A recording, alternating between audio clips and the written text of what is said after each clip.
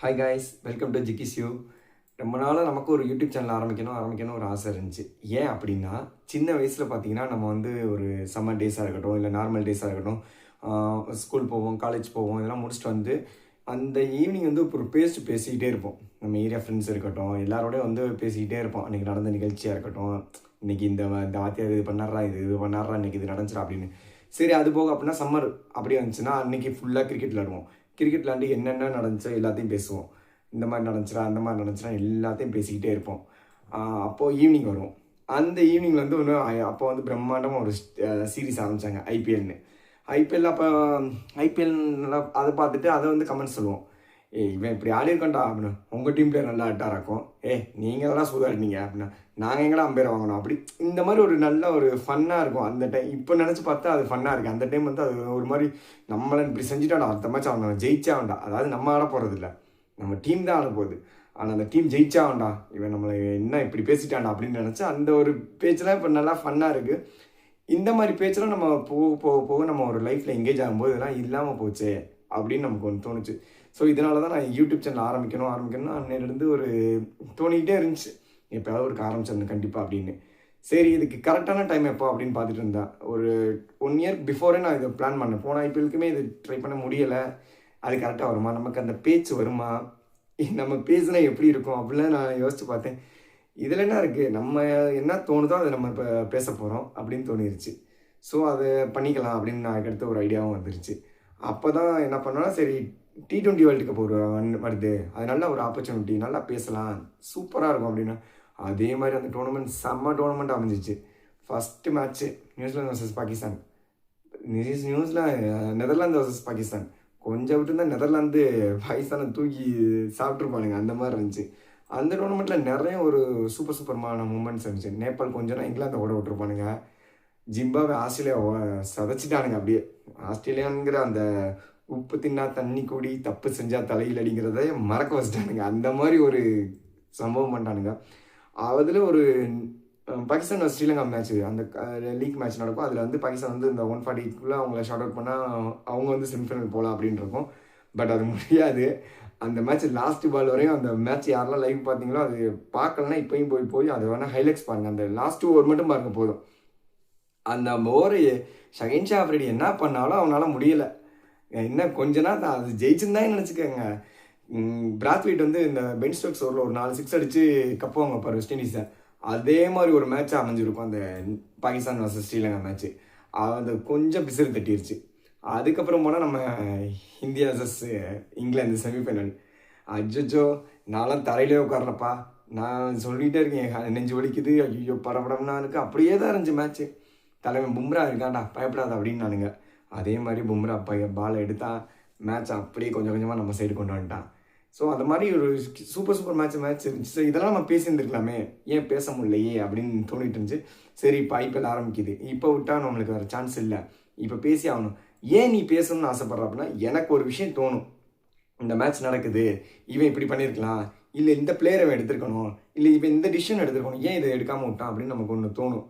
அது வந்து நம்ம என்ன பண்ணணும் அப்படின்னா, நம்ம இந்த ஏரியாவில் பேசுவோம், மச்சான் இவன் எடுத்துருக்கலாம்டா, என்னத்தரா இவன் ஆடுவாண்டு இவனெலாம் எடுத்து வச்சுருக்காங்க பாரு அப்படின்னு, இவனை போய் இத்தனை மோடிக்கு எடுத்துருக்காங்க அப்படின்னு பேசிகிட்டு இருந்தோம். அப்படிலாம் பேசிட்டு இருந்து இப்போ பார்த்தா எல்லாருமே அவங்க லைஃப்பில் எங்கேஜ் ஆகிட்டாங்க. மேட்ச் பார்க்குறாங்க, இல்லைன்னு சொல்கிறாங்க, யாரும் பேசுகிறது இல்லை.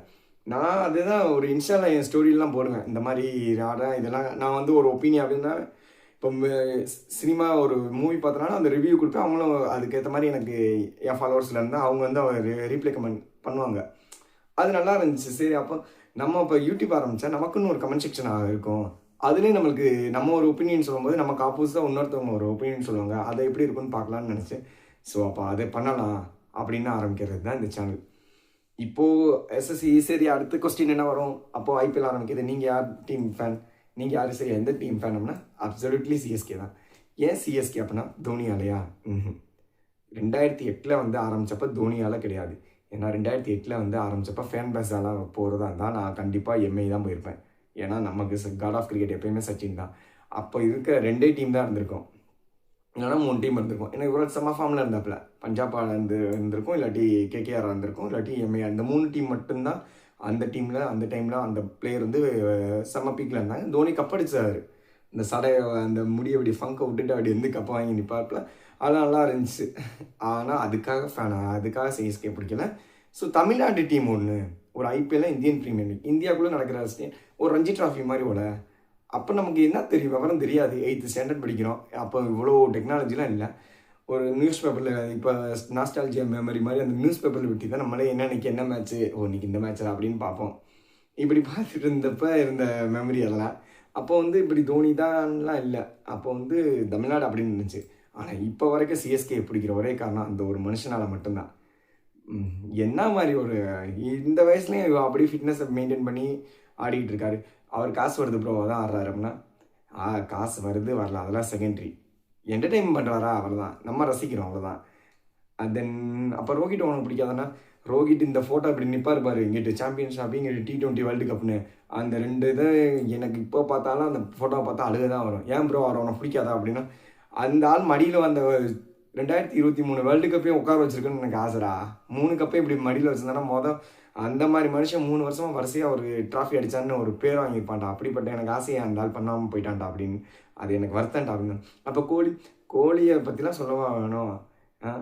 பாகிஸ்தானோட ஆடின அந்த மேட்ச் இருக்கட்டும், சவுத் ஆப்பிரிக்காவோட அந்த ஃபைனல் ஆடின அந்த இருக்கட்டும், எல்லா ஸ்லோ இன்னிங்ஸ் வர என்ன ஆடுறாரு அப்படி இப்படின்னு நானுங்க. ரோஹித் நம்புறாரு, கோலி தான் எங்களுக்கு அப்படின்னாரு. பட் அந்த ஒரு இன்னிங்ஸ் தான் இப்போ வரைக்கும் பேசுது.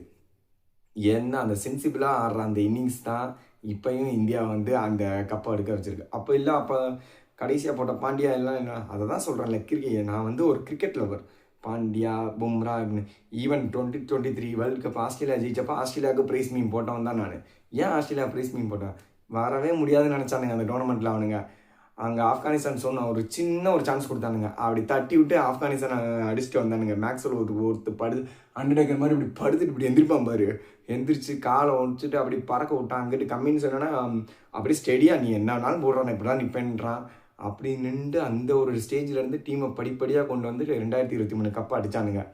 அது வந்து சும்மா சாதாரணமாக இல்லை. அதனால் அவனுக்கு ப்ரைஸ் மீன் போட தான் செஞ்சோம். இப்போது சவுத் ஆப்பிரிக்கா வந்து அந்த ICC சாம்பியன்ஸ் ட்ராஃபி நம்ம டெஸ்ட்டில் சாம்பியன்ஷிப் வாங்கினாங்களே, அப்போ நம்மளுக்கு சந்தோஷமாக தான் இருந்துச்சு. அழகா பவுமா வாங்கிட்டாப்லாம், சூப்பராக சவுத் ஆப்பிரிக்காவுக்கு ஒரு ட்ராஃபி வந்துருச்சுனா அப்படின்னு நம்மளுக்கு சந்தோஷமாக தான் இருந்துச்சு. இப்போது இந்தியா ஜெயிச்சப்போ ஒரு ஹாப்பினஸ் இருக்குதுச்சு. அதனால் ஒரு குட் கிரிக்கெட் ஆனாங்க இந்தியா, அதனால் ஜெயிச்சிட்டாங்க கண்டிப்பாக. ஆனால் நியூசிலாந்து வந்து அது என்ன சொல்ல, என்ன அவங்களுக்கு அன்லக்கி டீமாக இருக்காங்க. இருந்தாலும் அவங்களுக்கும் சில அந்த நல்ல உன் வாழ்க்கையிலையும் கொஞ்சம் நல்ல விஷயம் நடந்துக்கலாம்ப்பா அப்படின்ற மாதிரி நடந்திருக்கணும், நடக்காமல் போயிடுச்சு. இனிமே நம்ம இந்த ஐபிஎல்லில் கொண்டாடுறோம். டெய்லி நம்மளுக்கு வீடியோ வரும். நீங்கள் கமெண்ட் செக்ஷனில் போடுங்க, இன்னைக்கு எந்த பிளேயர் நல்லா ஆடுவார், எந்த டீம் ஜெயிக்கும் அப்படின்னு போடுங்க. அதில் யார் கரெக்டாக சொல்கிறீங்களோ அடுத்த நாள் வீடியோவில் நான் அவங்க பேரோடு நான் ரிவீல் பண்ணுறேன். நம்ம அடுத்த வீடியோவில் நான் கண்டிப்பாக அதை ரிவீல் பண்ணி விடுவேன். தென் இது அப்போ கிரிக்கெட்டோட மட்டும் நின்றுமா அப்படின்னா இல்லை, அரசியல் பேச போகிறோம். அதுக்கப்புறம் சினிமாவும் பேச போகிறோம், சினிமா ரிவ்யூ பண்ண போகிறோம். அப்போ அரசியல் என்ன பேசுவீங்க? அரசியலில் எதை பேசணுமோ அதை பேசுவோம், எதை பேசக்கூடாதோ அதை பேச மாட்டோம். ஸோ அதெல்லாம் கண்டினியூஸாக நடக்கும். நம்ம இதில் டெய்லி வீடியோ வரும். நீங்கள் டெய்லி ஃபாலோ பண்ணுங்கள், கமெண்ட் பண்ணுங்கள், சப்ஸ்கிரைப் பண்ண மறந்துடாங்க. தென் April 23 எல்லோரும் ஓட் போட மறந்துடாங்க. அது வந்து ரொம்ப முக்கியமான நாள். April 23 ஞாபகம் வச்சுக்கோங்க. Okay, see you, Tata.